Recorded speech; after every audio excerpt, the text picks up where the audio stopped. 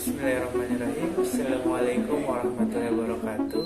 Perkenalkan, kami dari kelompok 3 yang beranggotakan Afrilia Khairunisa dengan di belakang 137, Lutfi Darmawan dengan di belakang 138, lalu Farah Dini Kholida dengan di belakang 139, lalu ada Meli Dewi Aryani dengan di belakang 140, dan terakhir ada Aulia Salsabila dengan di belakang 141. Di sini kami akan membahas artikel yang pertama yang berjudul Going Green and Sustainable: The Influence of Green Human Resource Practice on the Organizational Rationale for Sustainability.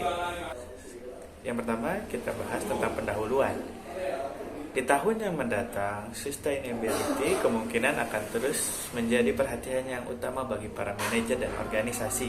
Undang-undang lingkungan dan tekanan sosial secara langsung mewajibkan organisasi untuk mengadopsi kebijakan dan praktik dengan harapan dapat meningkatkan pilar sustainability ekonomi, sosial, dan lingkungan secara efektif dengan melibatkan ke dalam misi serta strategi mereka. Menurut penelitian dari Ehnert, Parsa, Rover, Wagner, dan Muller-Kamen tahun 2016. Namun, organisasi juga perlu memastikan reputasi mereka dan keunggulan kompetitif jangka panjang, serta berkelanjutan sumber daya dan kepuasan semua stakeholder, yaitu regulator dan karyawan.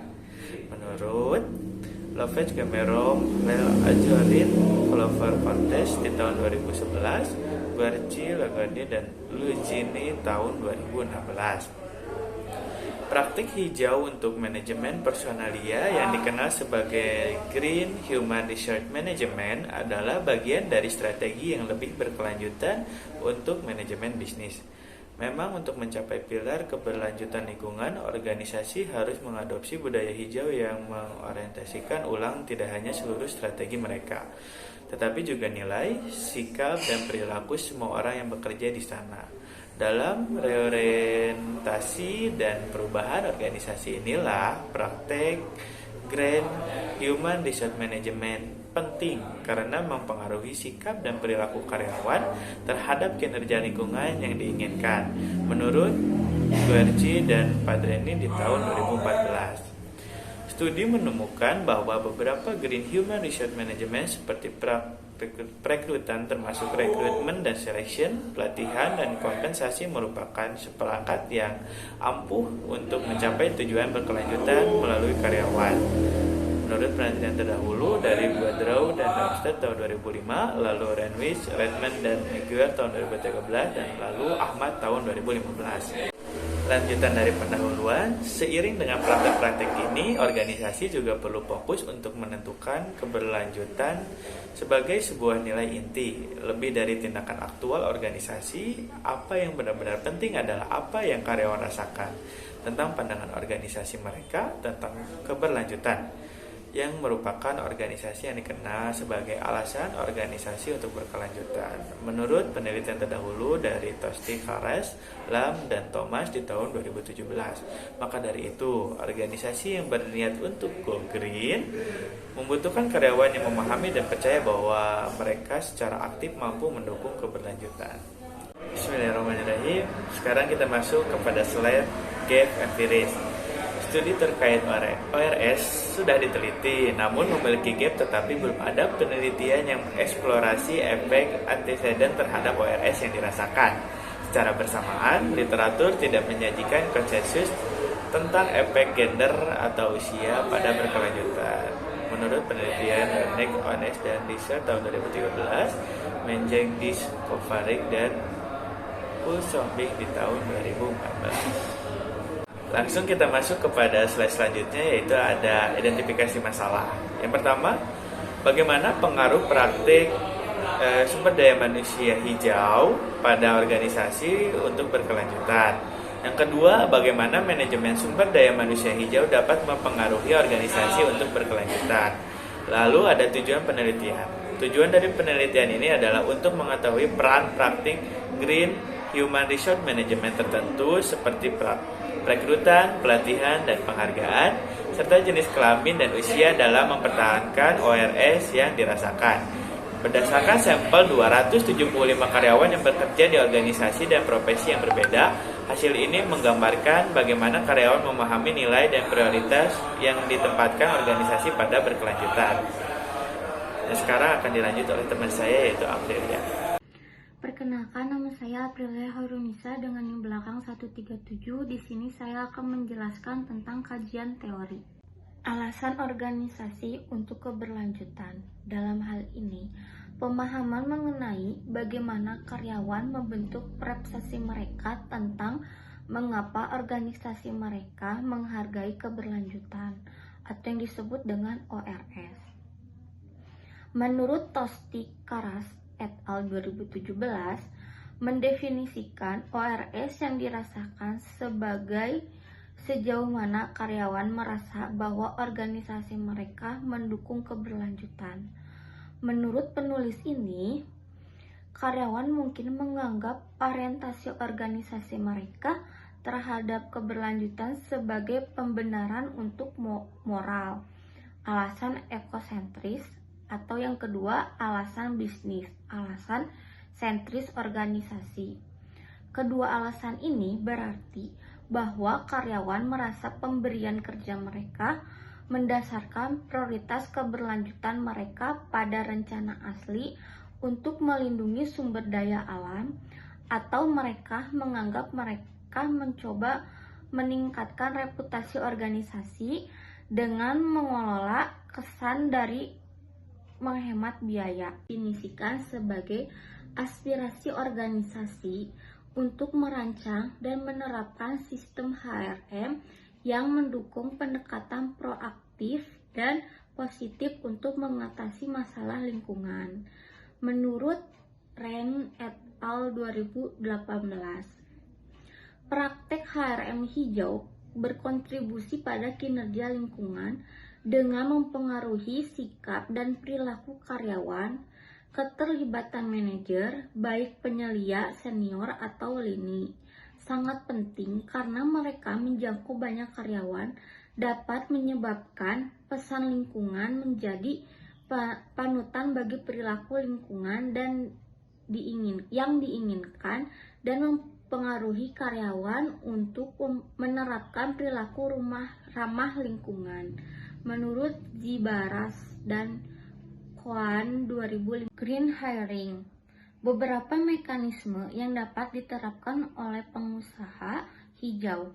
Pertama, deskripsi pekerjaan dan spesifikasi personalia harus mencerminkan dimensi lingkungan sebagaimana seharusnya wawancara. Yang kedua, teknologi canggih telah memungkinkan proses menjadi lebih baik, mengurangi biaya dan mengurangi dampak terhadap lingkungan dan memberikan lebih banyak informasi.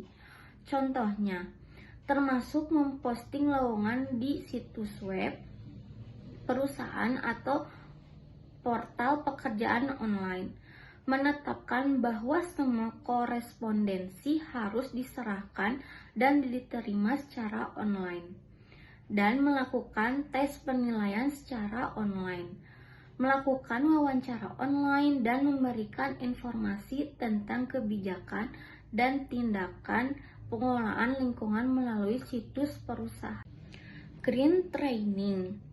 Untuk memenuhi tujuan keberlanjutan, organisasi harus memperkerjakan pelamar kerja dengan perilaku dan kepekaan terhadap lingkungan, karena mereka perlu mengandalkan kesediaan mereka untuk terlibat dalam kegiatan pro lingkungan untuk mendukung kinerja keberlanjutan mereka. Menurut Gurci et al. 2016, alat ampuh untuk upaya keberlanjutan yang sukses adalah pelatihan hijau. Kekuatan didasarkan pada pencapaian tujuan yang berbeda pada tingkat yang berbeda. Yang pertama, untuk memberikan informasi tentang kebijakan, prosedur, dan inisiatif organisasi yang hijau seperti pernyataan visi atau misi, menurut Mardit 2012.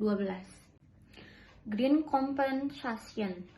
Sistem penghargaan harus dirancang untuk memberi insentif mendorong dan memperkuat perilaku dan praktik pro-lingkungan menurut Govinda Rajulu dan Harian 2004. Dengan melakukan kriteria hijau dalam kompensasi, manajer dapat meningkatkan kemungkinan karyawan mengadopsi atau mengikuti inisiatif lingkungan.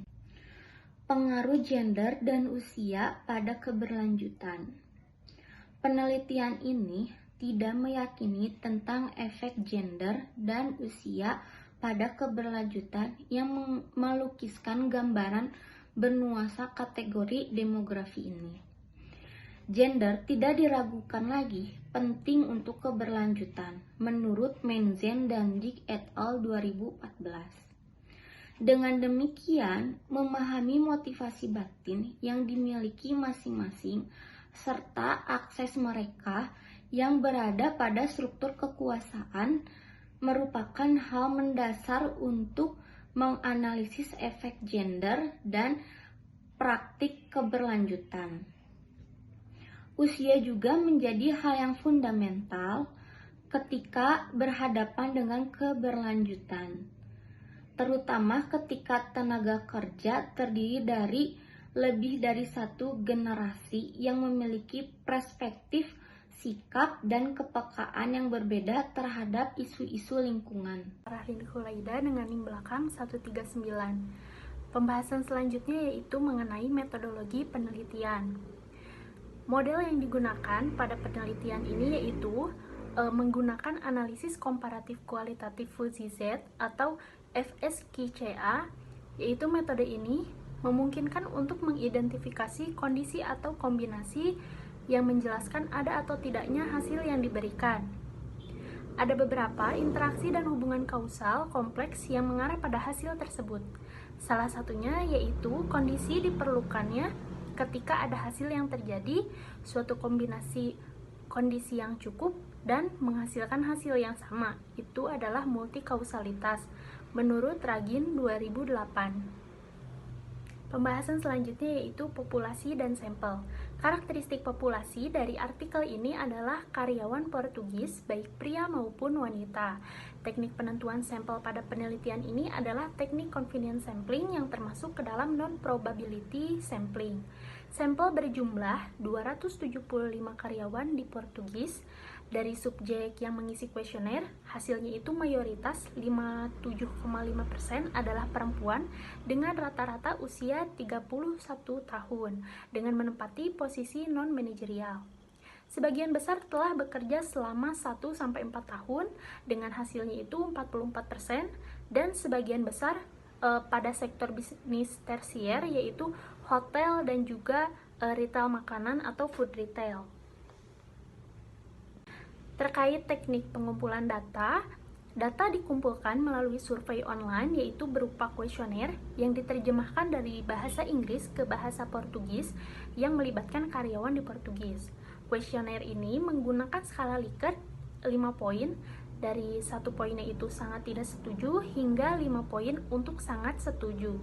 Bahasan selanjutnya yaitu terkait model konseptual dan hipotesis yang digunakan pada artikel ilmiah ini. Dapat dilihat di tampilan bahwa artikel ilmiah ini memiliki 5 hipotesis. Untuk hipotesis yang pertama yaitu umur berpengaruh positif terhadap rasionalisasi organisasi untuk berkelanjutan atau ORS. Lalu yang kedua, jenis kelamin berpengaruh positif terhadap rasionalisasi organisasi untuk berkelanjutan atau ORS. Dan hipotesis ketiga, green hearing berpengaruh positif terhadap rasionalisasi organisasi untuk berkelanjutan. Lalu, hipotesis yang keempat, green training berpengaruh positif terhadap rasionalisasi organisasi untuk berkelanjutan atau ORS. Dan yang terakhir, hipotesis kelima, green compensation berpengaruh positif terhadap rasionalisasi organisasi untuk berkelanjutan atau ORS. Assalamualaikum warahmatullahi wabarakatuh. Perkenalkan, nama saya Melida Wiaryani dengan NIM belakang 140. Di sini saya akan menjelaskan analisis dan hasil penelitian. Selanjutnya di sini saya akan menjelaskan hasil penelitian. Penelitian ini menguji apakah salah satu kondisi pendahuluan ORS ini mungkin merupakan kondisi yang diperlukan. Kemudian membahas kondisi cukup dengan menghadirkan dua model. Yang pertama yaitu ada ORS sama dengan F, yaitu usia, jenis kelamin, CH, GT, dan GC. Dan model kedua yaitu ada ORS F, yaitu isinya ada usia, jenis kelamin, GH, GT, dan GC. Simbol tersebut mewakili tidak adanya kondisi atau hasil. Nah, di sini ada analisis kondisi yang diperlukan. Hasil yang telah disajikan dalam tabel 2 menunjukkan bahwa hanya GT yang dianggap sebagai kondisi yang diperlukan oleh ORS dan hanya GH yang diperlukan untuk ORS. Dalam mendukung ORS, organisasi perlu berinvestasi dalam GT, sekaligus menghindari ORS sama dengan alasan organisasi untuk berkelanjutan.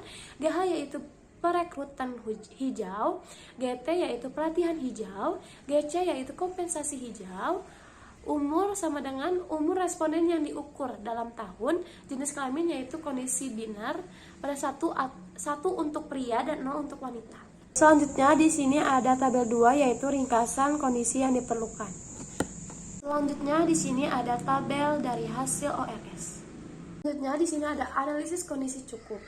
Studi ini mempertimbangkan solusi yang sesuai untuk menganalisis atau cakupan solusi di atas sebesar 0,25, konsistensinya solusi 0,75, dan konsistensi konfigurasi sebesar 0,80. Terkait ORS konfigurasi dengan nilai cakupan mentah tertinggi, mengikat batas konsistensi sebesar di atas 0,8 adalah ada GC, GT, dan GH sebesar 0,639115, GT dengan usia 0,565889, jenis kelamin yaitu GH usianya 0,234493, dan jenis kelamin GC dan GH yaitu 0,154675. Simbol teratas mewakili operator logika AND.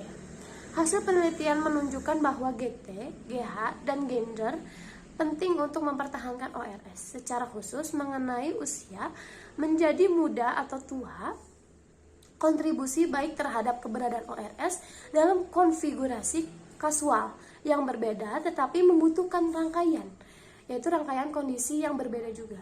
Menjadi tua membutuhkan kehadiran GH dan menjadi laki-laki, sedangkan menjadi muda membutuhkan GT. Solusi yang sama terjadi dengan GC karena ada jalur di mana GC itu membutuhkan GH dan GT pun. Dan jalur lainnya di mana GC dikaitkan prevalensi pelatihan untuk karyawan yang lebih muda dan ketidak relevan. Selanjutnya di sini ada hasil dari tidak ada hasil dari ORS. Analisis tidak adanya hasil. Mengenai model yang membahas tidak adanya hasil dan yang mempertimbangkan cakupan dan ambang batas konsistensi yang sama, hasilnya disajikan pada tabel nomor 4, menunjukkan pola yang berbeda dari kondisi kasual dari yang ditemukan di hadapan hasil ORS. Solusi antara untuk tidak adanya hasil bersifat informatif atau dengan nilai konsistensi lebih tinggi dari 0,8. Ada 4 konfigurasi yang memenuhi ambang batas yang diperlukan. Jalan-jalannya adalah tidak ada hasil dari GC, tidak ada hasil dari GH, yaitu usia sebesar 0,496977, dan ada GC, tidak ada hasil dari GT, yaitu sebesar 0,453819, tidak ada hasil dari GT, dan GH yaitu sebesar 0,3778884, dan jenis kelamin tidak ada GC, tidak ada hasil GC, dan GH sebesar 0,276488. Semua jalur ini memperkuat hasil sebelumnya di mana GT dan GH adalah praktik sumber daya manusia yang penting, mereka itu mendukung ORS meskipun GC itu harus dihindari. Dengan tidak adanya hasil ORS, kondisi itu adalah tidak ada hasil dari GC, tidak ada hasil dari GT dan GH, dan jenis kelamin dan usia yang semakin memperkuat relevan penerapan praktik GT untuk mendukung ORS. Assalamualaikum warahmatullahi wabarakatuh. Perkenalkan, nama saya Aulia Salsabila dengan NIM 51111811141.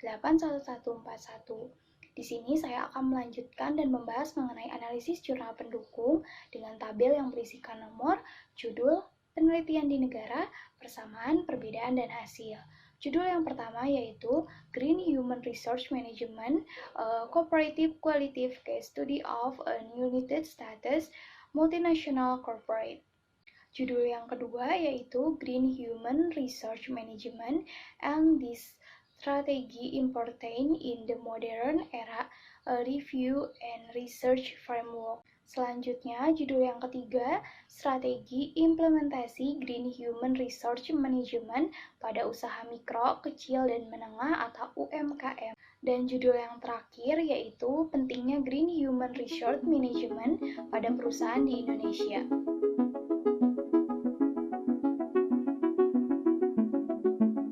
Selanjutnya, mengenai kesimpulan, yaitu tujuan dari penelitian ini adalah untuk menguji peran praktik Green HRM seperti proses perekrutan, pelatihan, dan kompensasi bersama dengan jenis kelamin dan usia dalam mempertahankan ORS yang dirasakan.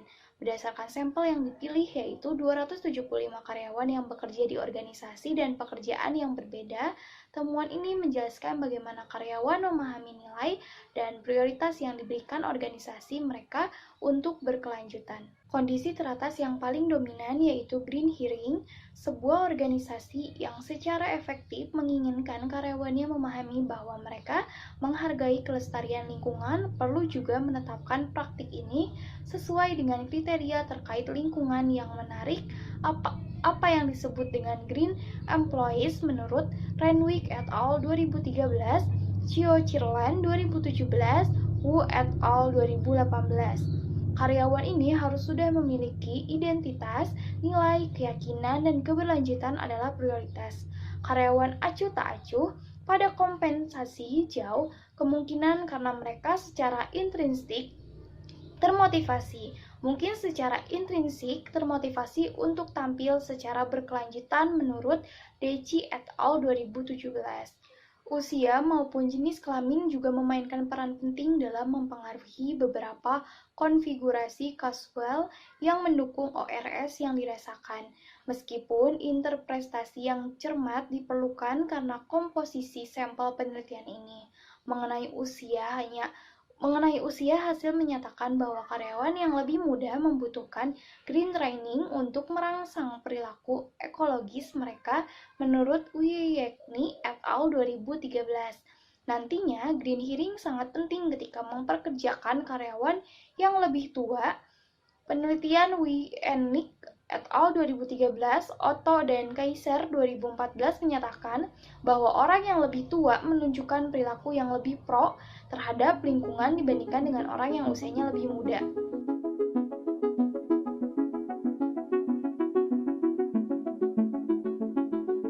Temuan ini membuka langkah baru untuk mencapai ORS yang bisa dimanfaatkan. Berkenaan dengan jenis kelamin, hasil menunjukkan bahwa laki-laki dengan peran sebagai manajer lebih mungkin untuk mempertahankan ORS dengan teori Cantor 1976 yang memperkuat berpendapat bahwa sikap kerja maupun perilaku kerja merupakan fungsi kedudukan dalam suatu jaringan hubungan hierarkis. Sekian presentasi dari kelompok kami. Mohon maaf jika masih banyak kekurangan dan salah dalam penyampaian. Wabillahi taufiq wal hidayah. Wassalamualaikum warahmatullahi wabarakatuh.